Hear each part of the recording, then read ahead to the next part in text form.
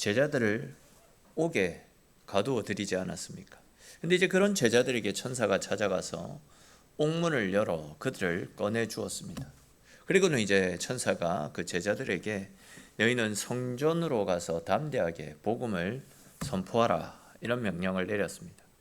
이에 이제 제자들은 다시 종교 지도자들에게 잡혀서 고문을 당하고 심지어 목숨의 위협을 받을 그런 각오를 하면서도 천사의 말에 순종해서 새벽 일찍이 성전으로 달려가서 생명의 복음을 선포했었습니다. 제자들, 그 당시 제자들은 종교 지도자들의 핍박과 박해, 협박을 두려워하지 않았습니다. 심지어 목숨을 잃는 것조차도 두려워하지 않았습니다. 그들에게는 단 하나, 잃어버린 영혼들을 구원하고 살리기 위해 생명의 말씀을 선포해야 된다. 십자가의 복음을 몰라 죽어가는 저들에게 복음을 선포해야 된다. 이 생각 하나밖에 없었더랬습니다. 그런 마음으로 그들은 새벽 일찍 성전으로 달려가서 생명의 복음을 전했던 겁니다. 근데 이제 오늘 본문을 보시면 이렇게 감옥에서 나와서 또다시 성전으로 달려가 복음을 전가하는 제자들로 인해서 당시 종교 지도자들이 크게 분노하여 제자들을 죽이려고 모의하는 장면과, 또 이들과는 반대로 당시 유대인들이 가장 존경하는 학자 중 하나였던 가말리엘이라는 사람이 제자들 편에 서서 제자들을 두둔해 주는 장면들이 오늘 말씀 가운데 나타나는데, 그와 관련된 내용들을 조금 더 자세히 살펴보면서 하나님께서 주시는 은혜를 나누어 보겠습니다. 이 시간 가운데도 말씀을 깨닫는 지혜와 하나님께서 나에게 주시는, 나를 위해서 준비해 놓으신 새로운 은혜를 받아 누리시는 귀하고 복된 시간 되시기를 주님의 이름으로 축원합니다. 자, 우리 먼저 오늘 본문 33절 말씀 같이 한번 읽어볼까요? 33절 말씀 같이 읽겠습니다. 그들이 듣고 크게 노하여 사도들을 없이 하고자 할세. 아멘. 보시면 이제 당시 종교 지도자들은 예수님의 제자들이 감옥에서 탈출해서 성전에서 복음을 전한다라는 소식을 듣고 크게 분노하여 제자들을 잡아서 없이 하려고 했다, 이렇게 말씀하고 있습니다. 그러니까 이제 당시 종교 지도자들은 예수님의 제자들이 예수님보다도 더 자기들의 자리를 위협하고 자기들의 입지를 뒤흔들 수 있다라는 생각으로 그 신은 불시부터 잘라내야 된다, 이런 생각으로 제자들을 죽이려고 했다라는 겁니다. 근데 보시면 이렇게 제자들이 위급한 상황에서 갑자기 유대 지도자들 중에서도 가장 뛰어나다라고 평가받고 있는 가말리엘이라고 하는 사람이 등장하는 것을 볼 수 있습니다. 우리 오늘 보면 34절 말씀 같이 한번 읽어보겠습니다. 34절입니다. 바리새인 가말리엘은 율법 교사로 모든 백성에게 존경받는 자라. 공회 중에 일어나 명하여 사도들을 잠깐 밖에 나가게 하고. 아멘. 자, 여기에 나타나는 이 가말리엘은 바리새인입니다. 그리고 율법을 가르치는 교사이자 백성들로부터 존경을 받는 사람 중 하나였습니다. 또한 이제 사도 바울이 자기 자신을 소개할 때에 나는 가말리엘의 문화생이었다라고 자기 자신을 소개하는 것으로 봐서, 그는, 이 가말리엘은 사도 바울의 선생이었을 뿐만이 아니라 유대인들 사회에서는 이름만 대면 누구나 알만한 굉장히 뛰어난 석학이고 가장 존경받는 학자 중에 한 사람이었던 겁니다. 근데 이렇게 유명하고 학식이 풍부하고 또 사람들로부터 존경받던 유대의 지도자 이 가말리엘이 예수님을 살해하려고, 예수님의 제자들을 살해하려고 덤벼들고 있는 다른 종교 지도자들을 향해서 뭐라고 이야기합니까? 35절부터 39절까지의 말씀에 보시면 그 내용이 나타나는데, 그 내용을 요약하면 대충 이런 이야기입니다. 옛날에 드다라는 사람과 또 갈릴리 출신의 유다라는 사람이 있었는데, 그 사람들이 백성들을 선동해서 백성들이 그들을 많이 따랐었는데, 이 드다라는 사람, 또 갈릴리 유다라고 부르는 사람들이 다 죽어버리자 이 사람들을 추종하고 따르던 사람들도 다 흩어져 버렸고, 그들의 모임 자체가 다 사라져 버리지 않았느냐. 마찬가지로 예수라는 사람이 백성들을 선동하고 따르게 했지만 그가 지금은 죽고 없는 상태다. 만약 예수가 사람으로부터 난 사람이라면 그를 추종하고 따르는 이 제자들 역시도 드다와 유다를 따랐던 그 무리들처럼 결국은 다 흩어지고 말 것이다. 그러니 우리가 애써서 이들을 어떻게 하려고 덤벼들 필요가 없다. 근데 만약에 예수와 그의 제자들이 진짜 하나님으로부터 난 사람이라고 한다면 우리가 아무리 그들을 제거하려고 해도 그들을 제거할 수 없을 것이고, 그렇게 우리가 억지로 그들을 제거하다 보면 그 일은 결국 하나님을 대적하는 일이 되어버리지 않겠느냐. 그래도 우리가 하나님의 종들인데 하나님의 종이라는 사람들이 하나님을 대적하는 일을 해서는 되겠느냐. 이런 논지의 이야기들로 당시 종교 지도자들을 설득했던 겁니다. 그리고 이제 이어지는 4절 말씀을 보시면 가말리엘이 했던 말을 전해 들었던 다른 종교 지도자들이 가말리엘의 말을 옳게 여기고 제자들을 불러드립니다.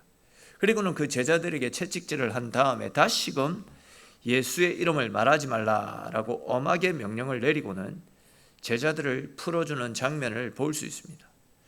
자, 그런데 이제 또 이어지는 41절을 보십시오. 제자들은 지금 매를 맞고 감옥에서 풀려난 상황이지 않습니까? 예수님 때문에 예수의 복음을 전하다가 감옥에 갇혔고 또 매를 맞고 풀려났으니까 마음이 불편하고 굉장히 화가 날 만도 한 그런 상황이었습니다. 근데 보시면 그들은 그렇게 감옥에 갇히고 그렇게 매를 맞았으면서도 오히려 이 일 때문에 기뻐하였다. 감사하고 기뻐하였다. 이렇게 표현을 하고 있습니다. 근데 여러분, 지금 제자들이 기뻐하는 것은 감옥에서 풀려났기 때문에 기뻐하는 것이 아닙니다. 그들은 자기들이 예수님의 이름으로 인해서 능력받은 일에 합당한 자로 여김을 받았기 때문에 그것 때문에 기뻐하고 있는 겁니다. 좀 자세히 말씀을 드리면 주님께서 제자들 자기들의 믿음을 시시하게 여기셨다라고 한다면 이런 시험들, 이런 능력들도 주지 않았을 텐데 자기네들이 이런 고난과 아픔, 능력을 받고도 충분히 이겨낼 수 있을 것이다. 주님이 그렇게 생각하셨기 때문에 우리들에게 능력과 수치를 당하게 하신 것이다. 즉 주님이 우리의 믿음을 인정하셨다. 우리의 믿음을 인정하셨기 때문에 이런 시험과 아픔을 능히 이길 수 있다라고 하나님도 인정해 주셨기 때문에 우리가 이런 아픔을 겪게 된 것이다. 그런 마음이 있었기 때문에 제자들은 지금 이런 수치와 아픔, 고통을 당하는 가운데서도 오히려 기뻐하면서 돌아올 수 있었다라는 겁니다. 다들 공감하시겠지만 우리 그리스도인들의 특징 중에 하나는 고난이라고도 표현할 수 있을 것입니다. 예수님을 믿고 신앙생활을 하면서도 주님을 위해서 나는 한 번도 고난을 받아보지 못했다. 이것은 어찌 보면 참 부끄러운 일이 아닐까, 이런 생각을 해보게 됩니다. 즉 예수님을 위해서, 또한 예수님 때문에 모함도 받아보지 못하고 오해도 받지 못하고 손해본 일이 없다라고 한다면 그것은 자랑스러운 일이 아니라 어찌 보면 수치스럽고 부끄러운 일이라 할 수 있습니다. 다들 공감하시겠지만 사랑한다라는 것은, 내가 누군가를 사랑한다라는 것은 그로 인해서 대가를 얻거나 어떤 유익을 추구하는 것이 아니지 않습니까? 오히려 그 사람을 위해서 희생하고 대가를 치르게 되어 있습니다. 사랑하게 되면 자연적으로 희생이 따르게 되지 않습니까? 대가를 지불하게 됩니다. 그러나 나와 상관없는 사람, 내가 사랑하지 않는 사람들에게는 굳이 희생을 하거나 대가를 치르지 않습니다. 만약 희생 없이 받기만 하고 마음고생 없이 그냥 언제나 마음 편하게 지낸다라고 한다면 그것은 진정한 사랑이라고 이야기할 수 없습니다. 우리가 진짜 주님을 사랑한다면 주님으로 인해서 마음고생도 많이 해야 될 것이고 주님 때문에, 복음 때문에 내 삶을 드리는 희생 역시도 뒤따라야 되는 것입니다. 그런데 이제 안타깝게도 많은 그리스도인들이 예수를 믿으면서도 예수님 때문에 받는 고난을 싫어하지 않습니까? 거부합니다. 그저 우리는 언제나 주님이 주시는 복, 주님 주시는 은혜만을 받아 누리려고 하지 않습니까? 그러나 여러분, 우리는 주님을 사랑하는 사람들입니다. 아시는 대로 주님을 사랑하는 사람은 그 사랑을 방해하는 사단의 세력으로 인해서 고난과 고통을 받을 수밖에 없습니다. 다르게 표현해서 주님을 위한 삶을 사는 사람들은 고난과 박해를 받는 일이 어찌 보면 당연한 일이다, 그렇게 말씀을 드릴 수 있습니다. 요한복음 15장 말씀에도 보시면 세상이 주님을 싫어하기 때문에 주님께 속해 있는 우리 역시도 세상은 싫어할 수밖에 없다라고 말씀하고 있지 않습니까? 그렇기 때문에 우리는 주님과 함께하면서 주님으로 당하는, 주님 때문에 받게 되는 아픔과 고난을 오히려 감사할 수 있어야 됩니다. 왜 기뻐할 수 있어야 됩니까? 왜 감사할 수 있어야 됩니까? 내가 주님께 속해 있는 주님의 자녀임이 나타나는 표현이기 때문입니다. 때로는 복음을 전하다가 자존심 상하는 일을 경험한다 할지라도 내가 주의 복음을 위해서 주님께 쓰임받았다라는 사실로 인해서 기뻐할 수 있어야 됩니다. 즉, 복음으로 인해서 수치를 당하고 손해를 보게 되어질 때에 마음이 상하면 안 됩니다. 또 그 일을 가지고 보복하려고 덤벼들어서도 안 된다라는 겁니다. 예수님 때문에 욕을 먹는 것이 우리의 어찌 보면 당연한 모습이라 할 수 있습니다. 그렇습니다. 여러분, 주님과 우리가 함께하는 삶을 살게 되면 주님 때문에 고난과 아픔을 당하는 것은 당연한 일입니다. 그런데 중요한 것은 주님은 당신의 이름 때문에 고난받는 자들에게 하늘의 상급이 클 것이다 라고 약속하지 않았습니까? 그런데 가만히 이 문제들을 깊이 고민하다 보면 한 가지 어떤 딜레마, 고민에 빠지게 됩니다. 그것은 우리가 세상 속에 살면서 예수님을 믿는다라는 이유로 사탄으로부터 공격당하고 또 세상으로부터 이방인 취급을 당한 채 미움을 받고 멸시를 당한다면 예수 믿는 우리는 도대체 어떤 삶을 어떻게 살아가라고 우리에게 계속 고난을 받아야 된다, 아픔을 당해야 된다, 예수 믿는 우리에게는 고난이 뒤따른다, 이런 말씀만 하시느냐, 이런 고민이 생겨나게 될 것입니다. 어떻게 이렇게 우리를 미워하고 수시로 공격해 들어오는 세상에 맞서 살아갈 수 있는가, 이런 생각이 드는 것이 사실이거든요.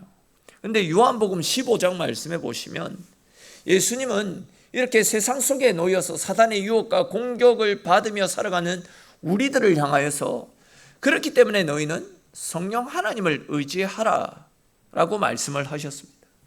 그런데 여러분, 왜 요한복음에서는 우리가 받게 될 고난을 계속해서 이야기하시다가, 즉 우리가 주님으로 말미암아 고난을 받게 될 것이고 주님과 함께할 때에 사탄의 유혹과 사탄의 핍박, 수많은 아픔을 당하게 될 것이다 라고 말씀을 하시다가 왜 갑자기 성령 하나님을 의지하라 라는 말씀을 주시는 것이겠습니까? 그 이유는 우리를 고난 속에 가만히 내버려 두지 않겠다라는 하나님의 마음을 보여주시는 겁니다. 즉 우리가 주님께 속해 있으면 고난을 당하게 되지만 그 고난 가운데 우리를 가만히 내버려 두지 않겠다라는 말씀이고, 더 나아가서 성령 하나님의 은혜를 통해서 우리가 고난 가운데 이겨나갈 수 있도록, 즉 고난 갈란을 떨쳐버리고 하나님 주시는 평안 가운데 거할 수 있도록 우리를 도우시고 함께해 주시겠다라는 우리를 향한 하나님의 약속을 보여주시는 말씀입니다. 우리 이와 관련해서 요한복음 15장 26절 27절 말씀 같이 한번 읽어보겠습니다. 요한복음 15장 26절 27절 말씀 같이 읽겠습니다.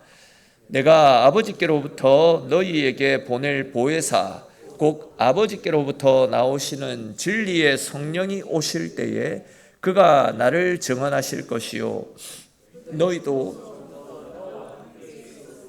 증언하느니라. 아멘.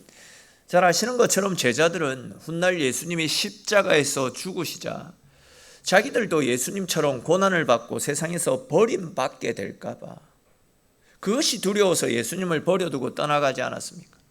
그러다가 오순절날 임하였던 성령 충만한 은혜를 경험하게 되고, 성령 충만한 은혜를 힘입은 뒤에는 사람들로부터 미움받는 것을 두려워하지 않고 오히려 더욱더 담대하게 세상 속으로 들어가서 지금 자기들을 죽이겠다라고 눈에 불을 켜고 덤벼들고 있는 종교 지도자들이 있는 곳으로 달려가서 복음에 증인된 삶을 살아가지 않았습니까?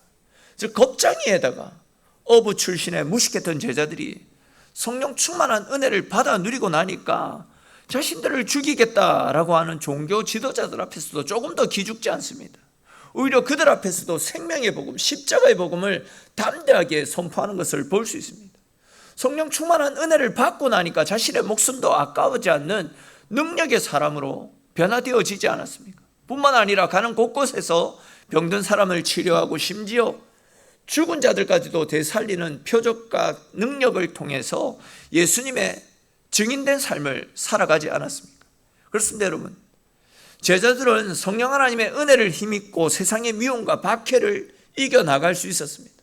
세상은 끊임없이 예수님과 또한 그분께 속해 있는 사람들을 미워하고 증오하고 공격해 들어오지만 성령을 받은 제자들은 오히려 자기들을 핍박하고 박해하는 세상 가운데 담대하게 들어가서 더욱더 담대하게 십자가의 증인된 삶을 살아가게 되었습니다. 좀 다른 관점에서 말씀을 드리면 세상은 끊임없이 주님께 붙어있는 우리를 미워하고 공격해 들어올 겁니다. 사탄의 권세들은 우리가 하나님을 제대로 믿으려고 하면 그 꼴을 보지 못해서 수시로 우리들을 치고 들어올 것입니다. 그런데 그렇기 때문에 하나님께서는 더욱더 우리가 성령 하나님을 붙잡고 믿음 가운데 살아가라 라고 말씀을 하고 있습니다. 다시 말해서 우리와 함께 하시는 성령 하나님을 더욱더 굳게 붙잡고 믿음의 삶을 살아가기를 바라고 계시는 것입니다. 사랑하는 성도 여러분, 세상의 박해와 핍박이 또한 삶의 고난과 질고가 우리를 너무나도 힘들게 하고 우리를 주저앉게 만들고 있지는 않습니까? 그렇기 때문에 우리의 무릎을 꿇고 하나님 앞에 기도하며 하나님의 능력을 힘입을 수 있기를 바랍니다. 세상이 아무리 우리를 욕하고 미워하고 공격해 온다 할지라도 우리에게는 진리의 말씀이 있지 않습니까? 우리를 도우시는 성령 하나님이 우리와 함께 하시며 우리의 힘과 능력 도움이 되어주심을 믿으시기를 바랍니다. 하나님의 말씀이 어두운 세상 속에서 우리의 나아갈 바들을 가르쳐 주실 것이고 살아계신 성령 하나님께서 우리와 함께 하시면서 세상을 넉넉히 이길 수 있는 힘과 능력을 우리 가운데 풍성하게 부어주실 줄도 믿으시기를 바랍니다. 이러한 사실을 믿는 믿음으로 언제나 진리의 말씀과 성령 하나님을 붙잡고 미움을 받을 용기를 가지고 세상과 담대히 맞서서 우리를 유혹하는 사탄의 유혹과 공격으로부터 능히 승리하며 하나님의 영광을 드러내며 살아가는 저와 여러분들의 인생이 될 수 있기를 주님의 이름으로 축원합니다. 앞에서 우리가 쭉 살펴보았던 것처럼 예수님의 제자들은 복음으로 인해서 고난을 당하고 수치와 조롱, 멸시의 삶을 살았더랬습니다. 우리 오늘 보면 42절 말씀도 같이 한번 읽어볼까요? 42절입니다. 그들이 날마다 성전에 있든지 집에 있든지 예수는 그리스도라고 가르치기와 전도하기를 그치지 아니하니라. 아멘. 보시면 이들은 그렇게 핍박과 박해를 받았으면서도 생명의 복음을 전하는 그 일을 그치지 않았다라고 말씀하고 있습니다. 좀 죄송한 표현이지만 지금 제자들의 모습을 한마디로 표현하면 지금 이들은 미쳐 있는 상황입니다. 지금 이들은요, 얼마 전에 예수님을 증거했다라는 이유로 감옥에 갇혀 있었습니다. 풀려나기 전에 엄청나게 많은 매를 맞았습니다. 예수님 때문에 감옥에 갇혔습니다. 예수님 때문에 매를 맞았습니다. 그러면 예수가 시를 만도한데 앞에서 살펴본 것처럼 그들은 오히려 예수님 때문에 고난받는 것을 기뻐하였다, 이렇게 말씀하고 있지 않습니까? 거기에 대해서 그들은 그렇게 너희가 이제 예수의 옛자도 꺼내지 말라라는 협박을 받았으면서도 그 즉시로 나와서 가는 곳곳에 예수님이 그리스도이심을 가르치는 일과 전도하는 일을 쉬지 않고 감당하였다라고 말씀하고 있습니다. 즉 제자들의 관심사는 오로지 하나였습니다. 예수님밖에 없었습니다. 다시 말해서 제자들에게는 예수가 우리의 구원자 메시아이심을 가르치고 전도하는 일이 그들의 삶의 전부였다라는 겁니다. 그렇기 때문에 그들은 집에서든 교회에서든 거리에서든 날마다 만나는 사람들마다 붙잡고 가르치고 전도하는 일에 그들의 힘을 쏟아 부었던 겁니다. 우리 다시 42절 말씀 한번 보십시오. 그들은 예수가 그리스도이심을 가르치고 전도하는 일을 그치지 않았다, 이렇게 말씀하고 있지 않습니까? 여기에서 말씀하고 있는 가르치고 전도하는 이 두 가지는 우리가 전도를 할 때에, 복음을 전할 때에 항상 함께 병행되어져야 되는 일이다라고 말씀을 드릴 수 있습니다. 사실 우리가 복음을 전하다 보면 예수님이 어떤 분인지 몰라서 복음을 거부하는 사람들이 종종 있습니다. 그런 분들에게는 예수님이 어떤 분인지, 즉 복음이 무엇인지, 우리가 어떻게 하면 영생에 이를 수 있는지 계속해서 친절하게 가르쳐 줘야 됩니다. 근데 이제 이런 분들과는 달리 아무리 이야기해도 믿지 않고 복음 자체를 거부하고 부정적으로 받아들이는 분들, 그러니까 아예 믿을 생각조차 안 하는 분들도 종종 만나지 않습니까? 다들 경험이 있을 것이다 라고 생각이 되어지는데, 교회를 다니지 않는 분들은 대부분 성경에 기록된 말씀들이 믿어지지 않기 때문에 교회를 나가지 않는다, 이렇게 이야기합니다. 즉 어떻게 물을 가지고 포도주를 만들 수 있느냐, 어떻게 물고기 2마리 보리떡 5개로 5,000명을 먹이고도 남을 수 있느냐, 말도 안 된다. 어떻게 말씀 하나만으로 천지를 창조할 수 있느냐, 이렇게 말하면서 복음을 강력하게 거부하고 때로는 우리를 무시합니다. 근데 오늘 말씀에서도 알 수 있듯이 그럴수록 우리는 더욱더 담대하게 선포할 수 있어야 된다는 거죠. 즉 믿든지 믿지 않든지 그것은 당신의 자유입니다. 그러나 믿는 사람에게는 천국이 주어지지만 믿지 않는 사람에게는 영원한 심판이 주어지게 됩니다 라고 우리는 그저 말씀 그대로를 선포하면 되는 겁니다. 믿든 믿지 않든 그것은 그들의 자유이고, 우리는 그들이 훗날 하나님 앞에 섰을 때 나는 복음을 듣지 못해서 예수를 믿지 못했다는 이런 핑계를 대지 못하도록 지속적으로 복음을 선포하고 하나님의 생명의 말씀을 증거하는 사명들을 가지고 있는 하나님의 백성들입니다. 얼마 전에 우리들 교회 유기성 목사님, 은퇴하신 분이신데 그분 설교를 어떻게 듣게 되었는데 이런 이야기를 하나 하시더라고요. 어떤 아빠가 자기 집 애가 계속 교회를 가자라고 하길래 아이 말이 귀찮고 그래서 떨쳐내기 위해서 오병이어는 말도 안 되는 소리다.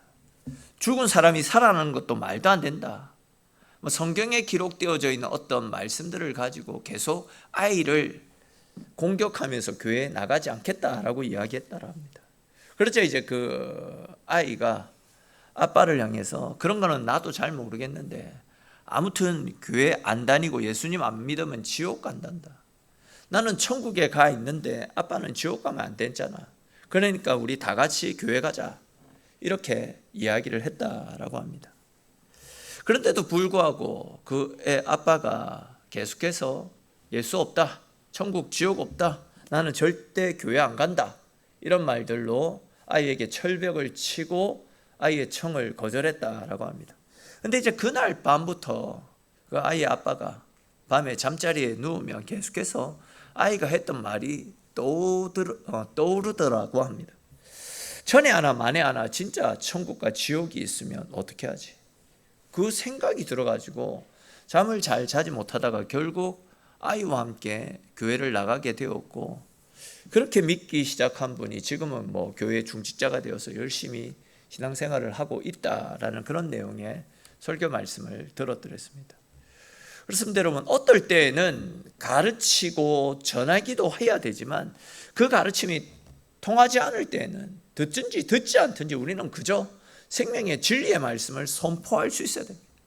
열매를 맺게 하시는 분은 하나님이시기 때문에 우리는 그냥 그 말씀에 순종해서 가르치고 선포할 수 있어야 되는 겁니다. 오늘 말씀에 나타나고 있듯이 제자들은 이 일을 그치지 않고, 즉 생명의 복음을 가르치고 선포하는 일을 그치지 않고 지속적으로 감당해 나갔었다, 이렇게 말씀을 하고 있습니다.